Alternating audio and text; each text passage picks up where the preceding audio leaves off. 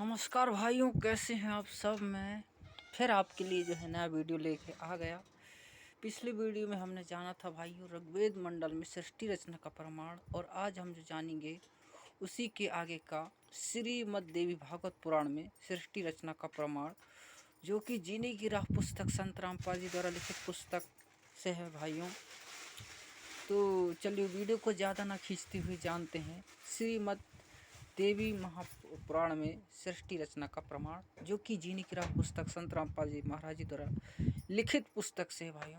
चलिए वीडियो को ज़्यादा ना खींचते हुए चलते हैं जीनी की राह पुस्तक से जो है सृष्टि रचना का प्रमाण।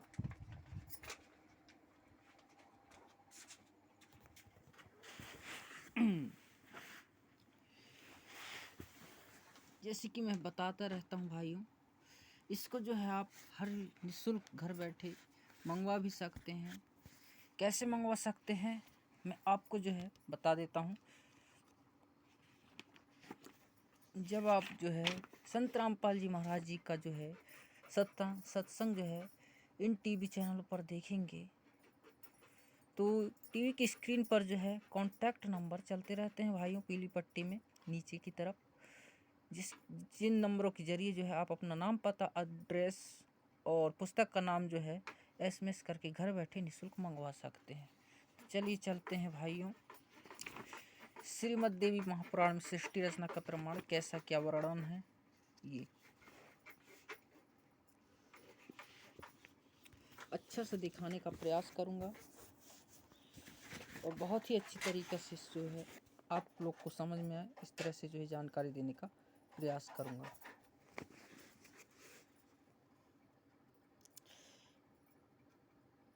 दो 267 पेज नंबर है भाइयों।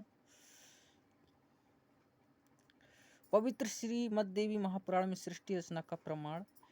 ब्रह्मा विष्णु तथा शिव के माता पिता, दुर्गा और ब्रह्मा के योग से ब्रह्मा विष्णु और शिव का जन्म। पवित्र श्रीमद् देवी महापुराण तीसरा स्कंद अध्याय 1-3 गीता प्रेस गोरखपुर से प्रकाशित। अनुवाद करता श्री हनुमान प्रसाद पौधार तथा चिमन लाल गोस्वामी जी, पृष्ठ नंबर 114 से है।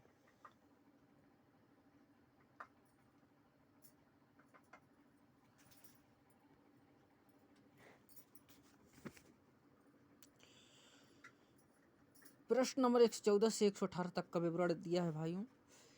विवरण है कि कितने ही आचार्य भवानी को संपूर्ण मनोरथ पूर्ण करने वाली बताते हैं। वह प्राकृतिक कहलाती है तथा ब्रह्म के साथ अभेद संबंध है। जैसे पत्नी को अर्धांगिनी भी कहते हैं, अर्थात दुर्गा माने ब्रह्मकाल की पत्नी है। एक ब्रह्मांड की सृष्टि रचना के विषय में राजा श्री परीक्षित के पूछने पर श्री व्यास जी ने बताया कि मैंने श्री नारद जी से पूछा था कि हे देवर्ष, इस ब्रह्मांड की रचना कैसे हुई। मेरे इस प्रश्न के उत्तर से श्री नारद जी ने कहा कि मैंने अपने पिता श्री ब्रह्मा जी से पूछा था कि हे पिता, श्री ब्रह्मांड की रचना आपने भी की या श्री विष्णु जी इसके रचयिता हैं या शिव जी ने रचा है, सच सच बताने की कृपा करें। तब मेरे पूज्य पिताजी श्री ब्रह्मा जी ने बताया कि बेटा नारद, मैंने आपको कमल में फूल पर बैठा पाया, अपने आप को कमल के फूल पर बैठा पाया था। मुझे नहीं मालूम इस अगाध जल में मैं कहाँ से उत्पन्न हो गया। 1000 वर्ष तक पृथ्वी का अन्वेषण करता रहा, कहीं जल का और छोर नहीं पाया। फिर आकाशवाणी हुई कि तप करो। 1000 वर्ष तक तप किया। फिर सृष्टि करने की आकाशवाणी हुई। इतने में मधु और केटव नाम के 2 राक्षस आए। उनके भय से मैं कमल का डंठल पकड़कर नीचे उतरा। वहाँ भगवान विष्णु जी शेष शैया पर अचेत पड़े थे। उनमें से एक स्त्री माने प्रेतवत प्रविष्ट दुर्गा निकली। वह आकाश में आभूषण पहने दिखाई देने लगी। तब भगवान विष्णु होश में आए। अब मैं तथा विष्णु जी 2 थे। इतने में भगवान शंकर भी आ गए। देवी ने हमें विमान बिठाया तथा ब्रह्मलोक में ले गई। वहाँ एक ब्रह्मा, एक विष्णु तथा एक शिव और देखा। फिर एक देवी देखी। उसे देखकर विष्णु जी ने विवेक पूर्वक निम्न वर्णन किया। माने काल भगवान ने भगवान विष्णु को चेतना प्रदान कर दी। उसको अपने बालकाल की याद आई, तब बचपन की कहानी सुनाई। प्रश्न नंबर 119 से 120 पर भगवान विष्णु जी ने श्री ब्रह्मा जी तथा श्री शिव जी से कहा कि यह हम तीनों की माता है, ये जगत जननी प्राकृतिक देवी है। मैंने इस देवी को तब देखा था जब मैं छोटा सा बालक था। यह मुझे पालने में झुला रही थी।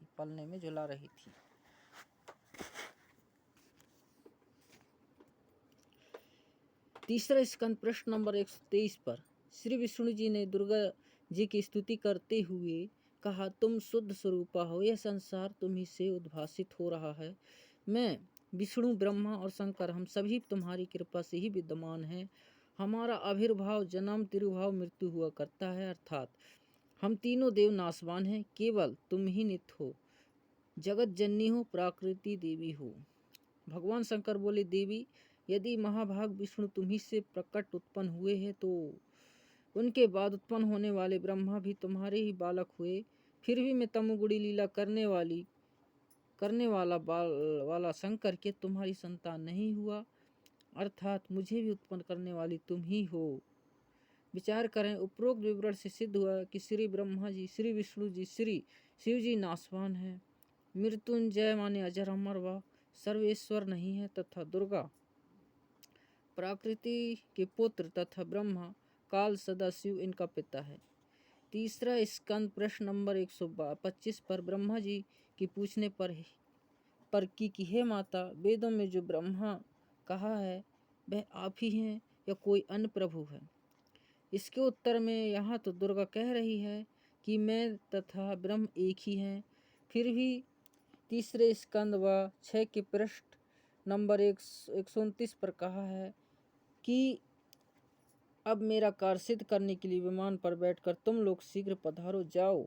कोई कठिन कार्य उपस्थित होने पर जब तुम मुझे याद करोगे तब मैं सामने आ जाऊंगी।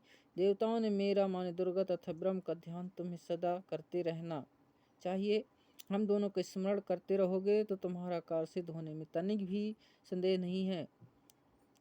उपरोक्त व्याख्या से सब सिद्ध है कि दुर्गा तथा ब्रह्म काल ही तीनों देवताओं के माता पिता हैं तथा ब्रह्मा, विष्णु और शिव जी नाशवान हैं, वह पूर्ण शक्ति युक्त नहीं है। तीनों देवताओं माने श्री ब्रह्मा, श्री विष्णु, श्री शिव जी की शादी दुर्गा माने प्राकृति देवी ने की। प्रश्न नंबर 128 से 129 पर तीसरे स्कंद में गीता अध्याय नंबर 7 का श्लोक नंबर 12 का है। ये च एव सात्विका भावा राजसा तमसा च ये मातः एव इति तान विधि न तु अहम तेसु ते मई। और भी जो सत्वगुण विष्णु जी भाव और जो राजगुण ब्रह्मा जी तथा तमगुण शिव से सहार, उन सबको तू मेरे द्वारा संयोजित नियमानुसार ही होने वाले ऐसा जान, परंतु वास्तव में उनमें मैं और वे मुझ में नहीं है।